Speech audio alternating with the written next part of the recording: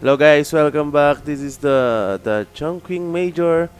At nandito tayo sa Lupon para ikas ang Vici Gaming versus PSG.LGD. At ako ang iyong caster, si Trinil. At sasamahan ako mamaya ni Ishi. Maya-maya guys. Sa in-game, kamusta kayo guys? Kamusta ang pagkain na tanghalian? At fourth pick agad tayo na makikita natin yung LGD na ginawa nila kahapon sa Team Root. Na tinalo nila, ganun ulit yung line-up nila ngayon. Pero yung VC Gaming, nakuha nila yung most pick nila this month, which is yung Shadow Shaman. And yung Rubik, binan ng LGD, pero pwede rin nila kunin yun. Hindi lang natin alam kung first ano sila. First pick sila, pero Sun King yung pinili nila. Nakita rin natin na yung Sun King ay hindi rekta dagger, which is ang ginagawa nila sa double bracer plus the vanguard kasi ginagawa nilang yung tank. So kamusta boys and girls, kamusta mga tagalupon? VG pick is pretty tricky. VG well, meron silang panglaban sa Clash, meron silang pang setup. So hello Sinder, thank you. Yo, Raf, yes. This is live at nakaabot tayo sa Game 1. Saktong-sakto lang. Saktong-sakto lang ang pag-ano natin sa Game 1. At malabo-labo na po ang mata ni Kuya Trinil. Bigyan ng siomay. Wala guys, diet lords na. Kita nyo, nawawalan na rin ako ng leeg. Kailangan may leeg tayo. So, ang limang pick at ito na po si Ishi, si Madam Ishi. Ayan na siya guys. Ba't nagbago boses ni Kuya Nick? Ala-ala siyang mic. Hello. Ayan. Hello guys. How y'all doing? How y'all doing in this fine afternoon? Ayan. Kakakain niyo lang ba ng mga lunch? Or mamaya pa kayo kakain? Ito, di ba nakita natin kahapon yung LGD, ganito rin yung lineup nila? Oo, parang ganito rin. Yes. Ay, may siya sa strat na to eh. The Sand King. Well, actually, the Venge Pool, mostly Venge Pool, NP, saka si Drow Ranger. Ayan yung, I guess, go-to nila sa ngayon. And yung Sand King, ginagawa nilang tank. Which is, kukuha agad ng Vanguard. Pero hello muna kay Tepmeister, Boss Riley. Pa-shoutout dito sa Macau. Lunch break, ayun. Wala pa tayo dyan, man. Lunch break, Lords. Boss Ryan, I love you. Pa-shoutout naman po dyan. Loyal Jow, hello rin sa inyo. At ito, nagsisimula na guys yung Game 1 ng VC Gaming. Ano, best of 2 lang to? Or best of 3? O, best of 3. Sa playoffs na tayo. Sa playoffs na. So, Shadow Shaman na naman. I mean, always ngayong meta, hindi ko nakikita, always pinipick yung Shadow Shaman. But the last pick is Lina. Pangtapat kay Jiang. Alam ko Jiang yung basa sa ni OD eh. Na ko lang kahapon. Jiang means Jiang. Oh no. Tingnan natin mamaya. LGD pala to. So VC Gaming, Yang, Fade, DY. I mean, looking at their drafts, of course, you have the Drow Ranger that could help OD on that laning phase. Pero I like the last pick. They have good burst damage. Lina could either set up for a Shadow Blade or a Yule Scepter, so he could sneak from the backside para dun sa Drow Ranger sa likod. And it's a hero that onlines early on. Actually, no. It's, tama ba? Ay, tama si Ori. Ayan. Akala ko gagawin nila ano. And then, sa side ng VC Gaming, I guess, it's okay. Pero, pwedeng mapunish ng sobra yung hero dito ni Paparazzi just because you have a Magnus. As a hero that needs to farm, Magnus usually go for that Vanguard first before the Blink Dagger or tawag ito, yung Helm of Dominator, ganun. Whichever. Pero, yeah, it just favors Sand King much better kasi yung Barrow Strike niya could easily get into the team fight, whereas aside naman ng VC Gaming, compared to Magnus, you need, like, maybe, I guess you have the skewer, but then again, you want to use the skewer maybe on after na nung engagement. Ay, Bali, Kala ko makakita na sino. naman tayo dito ng Draw Ranger and Nature's Prophet sa, I guess, safe lane again. Yung pressure ni FY, kahapon pa yan ginagawa. So, tingnan natin sa inyo natatapat sana. For sure, Magnus yung tatapat. Tingnan natin kung yung pressure ni FY yung magagawa niya ulit dito versus Vici Gaming. Yung cameraman natin. Ah. Sino? Sino ba yung si Lyrical English? Ayan na lang. Yan. So guys, pakilala natin on the region, Vici Gaming, VG Paparazzi, on the Terrorblade Young para sa Magnus, Elder Titan DY, Ori, Lina, and Fate para sa Shadow Shaman. Alright guys, aside naman ng PSG.LGD, you have Ame playing the Drow Ranger, you have Somnus on Outworld Devourer, X-Nova on Vengeful, FY on the Vengeful, or NP. Tapos naman, Vengeful naman si, FY on the Nature's Prophet, and then Chalice on Sand King. So habang, eto, wala pa naman nangyayari, shoutout mo na kay Mikito, good PM sa inyong dalawa, Mr. Neil at Cutishi. Pa-shoutout po dito sa UAE, nood habang nasa trabaho, naka-ninja moves, no? Huwag ka lang po magpapahuli. Delix. Who will win? Ako, yung ano kasi, para sa, ikaw sa tingin mo, sino mas lamang yung line-up for these two teams? I guess you can say na yung laning phase heavily favors or much pressured on the LGD kasi kailangan nila ipanalo yung laning phase nila. But in terms of team fight, I like VC Gaming a lot kasi I feel like it's easier to execute. You have Elder Titan, you have the RP, you have Mav Surf, mayroon kang Shackles versus side ng LGD. It's mostly right-click lang, you know, right-click lang, and then you have the bar strike from Sand King and Vengeful. And then you gotta hit the right target bago mo may panalo yung engagement. So ito, the body block, aba? Grabe naman! Be Diyos ko, proud! Lord! Nako, pero yun nga lang, masyado mabilis si DY. One more hit, pero yung alaga na ni FY ang makakapatay. At makakakuha pa sila ng another bounty. What a block. Kugupa niyo, oh. Yung presence aura kasi, masyadong masakit eh. Kahapon pa to eh. Kahapon pa yan. Yung NP ni FY, the body blocks, the pressure on the laning phase is just way too good. Pero ito, ginamit niya na agad yung Metamorph to secure yung early laning phase nila. Bali, kaya naman ng... I guess kaya naman ng Magnus, tapatan yung ano dito. Sangki, kaya tin-try lane na nila dito sa top. Pero magta-try lane na rin dito yung LGD para matapatan nila tong line-up ng VC Gaming. Kasi syempre, Terrorblade, pag napabayaan yan, alam naman natin kung ano yung kayang gawin ng Terrorblade. And Shadow Shaman naman, pag online nila for sure, halos lahat sila level 6. Then siguro yung plan nila pagka level 6 sama-sama with that Metamorphosis plus the Serpent Wards, easy tower down.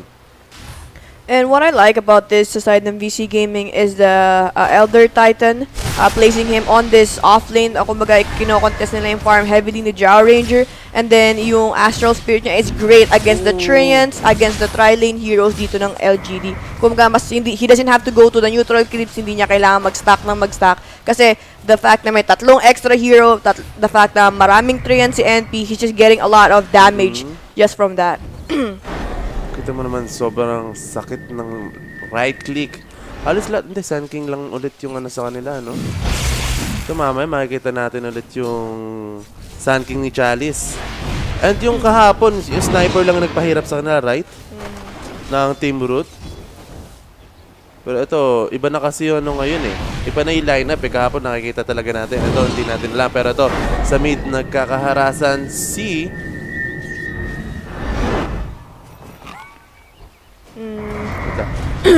LGD, ano ulit to? Si Somnus. Okay, si Somnus. Hindi ko maalala. Pasensya na guys. Si Somnus pala yung mid nila. Somnus sa top lane. Ito, nilalamig dito si Paparazzi. Yes, good cut of the creep wave. This is favors heavily si Terrorblade because natapos na yung Metamorph niya. He's a melee hero and he end up pulling the creeps closer to the tier 1 tower, and then yung creeps na napunta sa neutral creeps. So, what that happens is, it gives him more freely to hit yung creeps, diba? Yes, pero ito sa bottom lane. Oh, nice skewer. Pero 30 seconds pa bago magka-Sunstorm. Nice Barrow Strike. Ginamit na yung Mango dito ni Chalice. Bago pa siya mapatay dito ng Magnus. Yeah, that's a really smart move yung ginawa niya doon. He skewered him out of the Sandstorm, and then yun nga, the pressure is gonna be there. And kahit sabihin mo na tumangki siya or tumayo siya in the middle of the Sandstorm, you have the Empower later on that natatamaan ka pa rin kahit na hindi ka nakikita. So, mas lamang dito si Yang para sa laning pace. Dahil syempre, na Sandstorm, di pa naman ganun kalakas yung damage niyan if level 1. Pero yung Empower, syempre, isasalit-salating ka lang yan sa gilid-gilid. And look at DC sa top lane natin. Terrorblade with 19 and 6 compared to Drow Ranger with a 12 and 3 lang muna sa ngayon, di ba? Ooh, so mas lumalamang pa talaga yung Terrorblade. Dahil sa tri-lane na ginagawa nila dito. So now, top lane. Na-slow. Ito lang hirap dito eh. Okay, the mirror. Mapapatay kaya dito si Ame. Hinahabol nila pero hindi nila masya-shackles dito yung Drow Ranger. Ito lang, mas ano rin sila. Oh, wala pang shackles.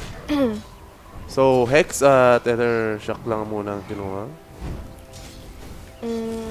Kasi on this middle mashup, medyo, ayun nga, lumalamang si OD because of the Drow Ranger aura. Pero I feel like Lina should be okay since meron naman siyang nuke damage. Kapag tumasa man na yung level na yan, he could just start clearing the wave and then go to the jungle. He doesn't really need to go in. Yes, pero ito sa top, nice stun. Makakita na naman tayo ng battle block dito pero lalaban na lang daw dito si Paparazzi, pero Paparazzi will go down. Pero si Ame mapapatay kaya? Yes, the counter kill is there. DY will get the Drow Ranger. Gusto pa ba nila? Nice stun again with the magic missile. Now the shackles is in there. Na si Fate kakakuha lang and 2 for 1 engagement. I mean 2 for 1 kills. Yung trade doon. I guess you can say this is that favors heavily BC Gaming just because of the nature of their hero. Si Terrorblade, of course, if you give him this much tawag dito advantage on the laning phase, papahirapin ka yan on the mid and to the late game. Where si Drow Ranger, kapag medyo hiniraman sa laning phase, I guess you can say na meron kang jungle to fall back with. But then again, you pick this Drow Ranger, you wanna be aggressive early on. Yes, pero yung pambawi niya. Pero ito, the Sprout, pinalubog. Mukhang miscommunication yung nangyari doon. Pero may magic missile. Mapapatay kaya agad nila si Ori bago mapatay yung OD. Pero si Somnis, hindi mapapatay at sila ang makakapatay kay Ori. Nice rotation. Pero yung Sprout into the, yung pinalubog pa, I think, well, little mistake pero at the end of the day, napatay nila dito si Lina. I mean, it makes sense because he was waiting for the Vengeful Spirit kasi nag-go in agad si NP and they know that they had the Astral to like wait it out bago dumating yung Magic Missile. Unfortunately nga lang, ayun, hindi nakapagkasilina nung stun niya. I feel like kung ikas niya yung stun nun, I feel like it would have been a different story for BC Gaming. So, ito si FY. Ito yung sobrang ng global presence ng ng Nature's Prophet kahit saan, pero ito kinumit yung skewer so pwede niya i-sprout ngayon dito si Yang. Si Chalice meron bang mango na pwedeng gamitin ulit? Ito nira-right lang, pero the reverse polarity ginamit dito, mag-isa sa Sun King and TP out na lang. Wala naman na siyang magagawa. Stun again, kakababa lang na FY, andito na naman sa top, pero TP makakancel kaya and munti ka na makancel. That's a really close call. Good call naman para kay Elder Titan kasi kita mo ang laking space yung binigay niya doon. And then ito nga Terrorblade on this lane against sa heroes ng LGD. Of course, mahihirapan yan. Pero the fact na yung dalawang support niya is there helping him out is nakaka-survive siya. And not only nakaka-survive nako-contest din nila yung farm ni Drow Ranger. Triple rate band dito si Drow Ranger. So Chalice, nagpapanggap na puno pero hindi ka pwede magpaggap na puno, Chalice. One more shockwave will do. Yeah, this new Magnus just outskills Sun King in general pero nagtatago. Uy. Uy. Find him. Nako, nakita nila na naglagay dito si DY ng wards. Ito ang pinaka ano lang dito sa Sun King. Siyempre, hindi siya pwede umalis sa Sunstorm. Isang skewer lang. Wala na siya magagawa versus the Magnus. And it's hard for them to contest yung stacks na yun ng neutral trigger skin kasi ang dami ng stock ni Elder Titan. Speaking of stock, ito, nagkakalabanan na sila dito. Nice Sprout, pero merong Quilling Blade and FY. Mapapatay with Killing Spree Streak.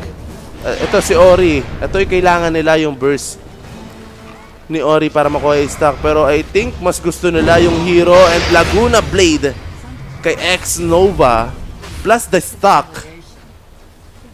I was gonna say they just don't have the hero to clear the stack this stack fast enough para sa side ng LGD, even though I mean I guess you have the Vengeful Spirit or maybe the Sand King, pero I don't think Sand King wants to leave the bottom lane kasi mapupush ni Magnus yung tier 1 tower for just a stack, right? You don't want to give up your towers agad early on. Pero nag-rotate na dito si Magnus, so space for Chalice para makakuha ng item niya sa bottom lane. Like Vici Gaming did their homework well. Tawag dito, LGD, before they started going for the Dazzle pick, ngayon naman, they start going with the Drow Ranger Vengeful combination. And yun nga, they gave Sand King, they know how to counter Sand King. They use tong si Magnus against him. Tapos naman, yun nga, the Drow Ranger, it falls off early on. And mahirap mag-comeback kapag when you have your jungle completely taking over, right? Yung map control, unti-unti na nasa-secure. Yes, Shaman. ito, sa top lane. Easy kill, nag-i-ease sa Shadow Shaman dito, level 5. Yeah, just quick rotation, pero I think that's worth it. Worth it ngayon dahil masisira ng tier 1, hindi na masisira dito. Nice Barrow Strike. Coming from Chalice, Yang, meron pa pang Scover out. Pero hindi niya nagagamit yung patience is key. And the reverse polarity bibigay dito kay FY. Matatapos kaya nila tong NP, pero wala pang nagkakapatayan dito on both teams. But here comes the shackles. Here comes the stun. Walang tatamaan. Pinalubog dito. Defensive Astral for FY. But that Dragon Slave will kill FY. Masyadong extend dito yung ginagawa nila. Another shackle here for Chalice. Laguna Blade. Masyadong makunat dito si Chalice. But the shockwave or the Ether Shock will kill Chalice on the mid lane. Yeah, I mean, they're committing way too hard on that engagement compared to VC Gaming. Shadow Shaman, he's okay. He's a long range, tawag disable. I mean, you have the Vengeful Spirit, pero kasi mana costly din kasi yung ano niya, yung magic missile niya, and then you can't spam it. Or you only have that one unless mag-Borrow Strike into Sand King, which put him on an awkward situation. And then mostly yung Astral nila was used defensively instead of a setup on the Sand King. So, dun pa lang mapapansin mo na like LGD is just reacting on the pressure na ginagawa ng VC Gaming. The good thing is, I guess you can say that there was a space on the Drow Ranger, pero at the same time, may space rin si Terrorblade. Nagpa-farm pa rin si Terrorblade. And then, maybe they could wait it out and still pressure yung tier 1 tower. Tingin ko hindi na magtatagal yung tier 1 tower sa gitna. Hindi na yan. And magle-level 6 na rin kasi for sure Shadow Shaman. So, if ever masira nila yung tier 1 sa bottom, sa mid lane, rotate to bottom lane agad for sure. Tingnan natin, madedenay ni FY itong torre nila. Hindi. Easy lang, easy tower. So, nag-scan ngayon sila. They will see that someone's in there sa jungle nila. So, Draw Ranger, safe play, I guess. He will TP where? Saan siya magti-TP? Naka-stack lang siya doon, no? Nice Barrow Strike again. Nandito si X-Nova to back up Chalice para hindi makatakbo agad dito si Yang para sa epicenter, pero masyadong makunat. But nice swap! Muntikan nang makawala dito si Yang. Saan ka pupunta, Sir Yang? And X-Nova will kill the Magnus. Yeah, that is not even bad. They also commit yung RP dun sa bottom lane. Pero what I like about VC Gaming is nakapag-place na sila ng deep wards into the jungle dito ng LGD. Pero the downside for VC is na-delay sobra yung blink dagger dito ni Magnus. Pero ang kunat pa rin yan, ha? Tangka niya. Lahat-lahat yun, ha? Hindi na siya mag-vanguard direkta, but on the mid lane, FY, kaka-LSA lang, kaya walang pamputol ng puno dito. Si Ori at makakawala siya. Because they will use the shrine if ever meron, pero wala. Double bracer lang, sobrang kunat na ng mga hero because of that magic resistance, right? Yeah. And then, I mean, lahat naman na buff. Yung Null, yung Bracer, and yung Wraithband.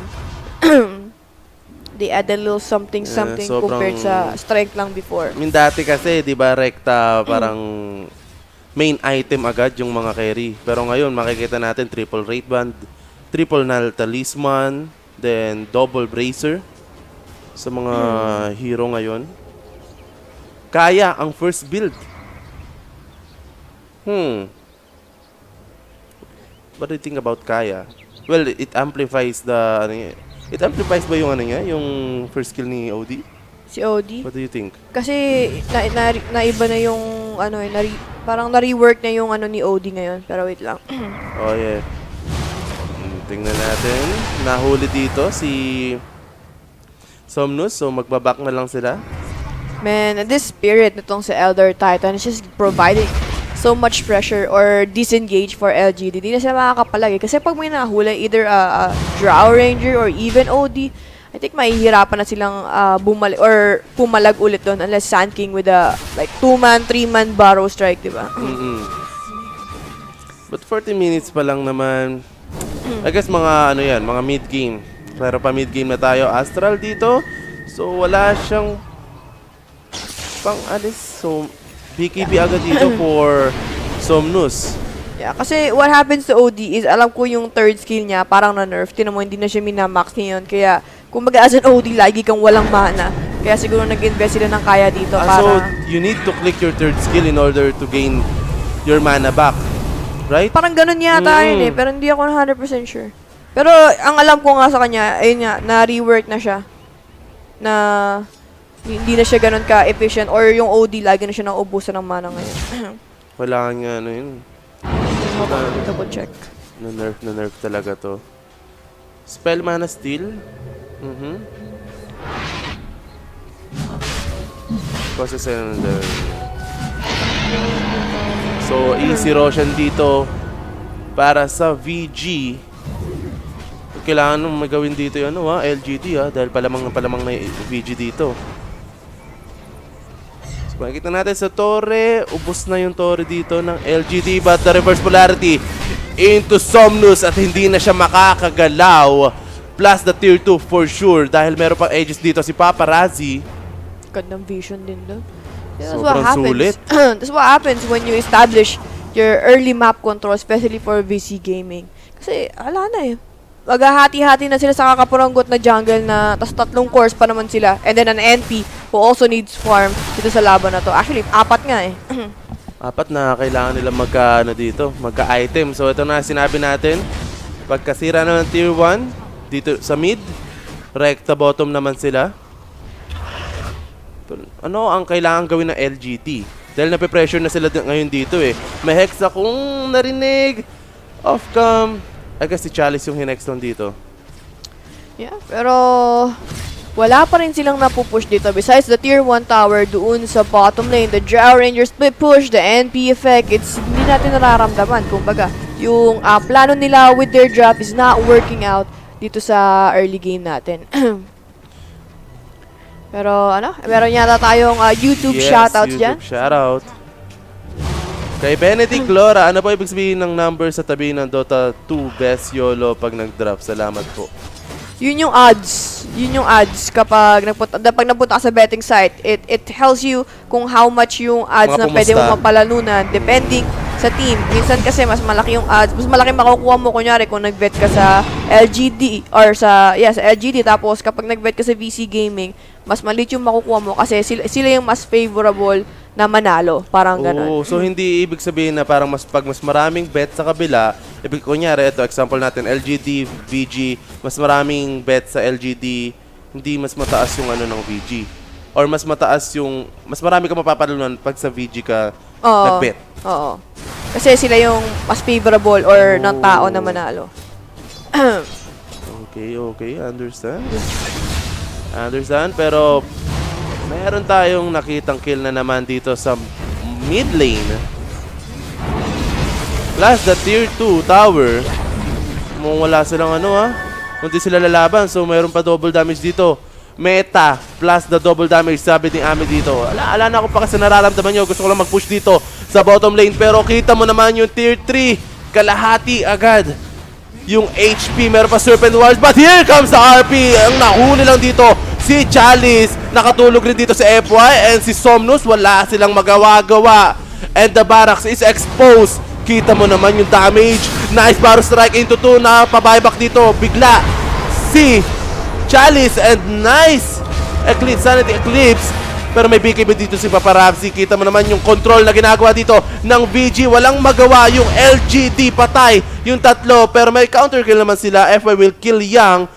But the barracks, the melee barracks is destroyed on that engagement or in that clash. Yeah, and then dieback nga din si Sand King noon. So that's a huge gold swing favors BC Gaming. They couldn't do anything. They had Aegis, they had the double damage metamorphosis, and yun nga, yung sinasabi ko, it's hard to execute the strat. Either they swap a hero, borrow strike, or they double, triple, borrow strike kay Sand King, whereas aside ng BC Gaming, they just need to catch one hero, and they have the burst damage. Aside ng LGD, they don't have a good burst, they have damage over time.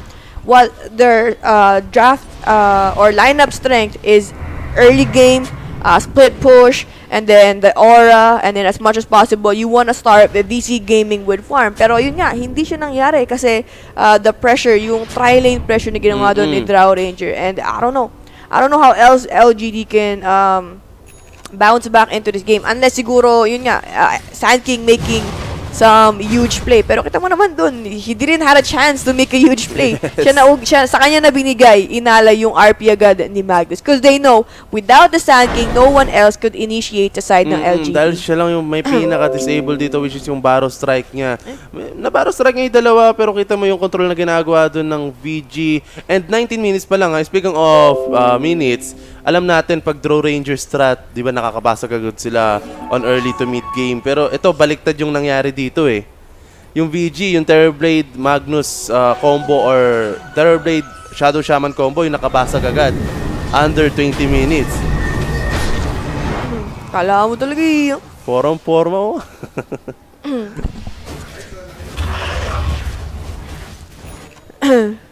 So back tayo sa laro. Dumaan lang po si Konsyal saglit. lang.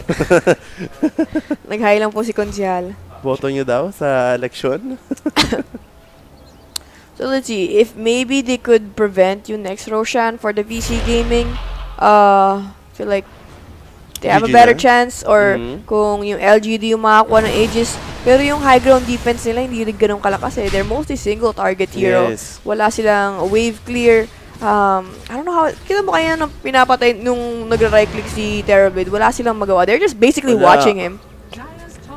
Wala, dahil napatay na rin si Chalice eh. Yun lang pinaka-alas nila, pero reverse. Again, sa isa, gusto mo lang mag-reverse sa isa, pero sulit naman. Wow. Ame.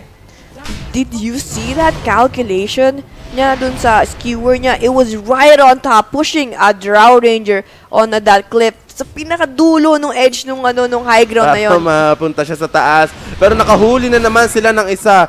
Merong Blade Mail si FY, pero wala kaming pake sa Blade Mail mo. Dalawa na naman patay sa side ng LGD. Yeah, Wala silang parang walang sagot yung LGD sa lineup ng VG. They don't have any more map control dito for the side of Dire. They are sobrang dilim ng mapa nila. They don't know where to go. It's always scary to show yourself in lane. Marami pa silang tier 1 tower that they could respond to, TP on, and maybe use a gank. So, ang hirap talaga for LGD. Well. Ito, pinapatagal pa nila yung laban but they can go high ground again. But here comes the smoke. Nakikita nila, kita-kita ata nila dito. Si Paparazzi. Nice barrow strike. Ano yung follow-up nila? They need to follow up. Pero yung epicenter walang kwenta because of that BKB. Ito. Hindi pa ginagamit yung Sander dito. Nice swap. Nako, burst agad dito si FY. And patay rin yung OD. Dalawa agad patay on the side of LGD. Skewer pa dito si Ame, and good game. Well played na lang ang sinabi dito ni FY. PG. Yeah, looks like VC Gaming, they knew exactly how to counter this Drow Ranger Vengeful strat coming from the LGD. they responded Magnus against the Sand King, yung Elder Titan against the NP, against the Tri-Lane na ginagawa dito ng LGD early on, di ba? They just look like they were a better team dun sa game 1 na yun. Parang basang-basa na nila yung draw strat ng LGD.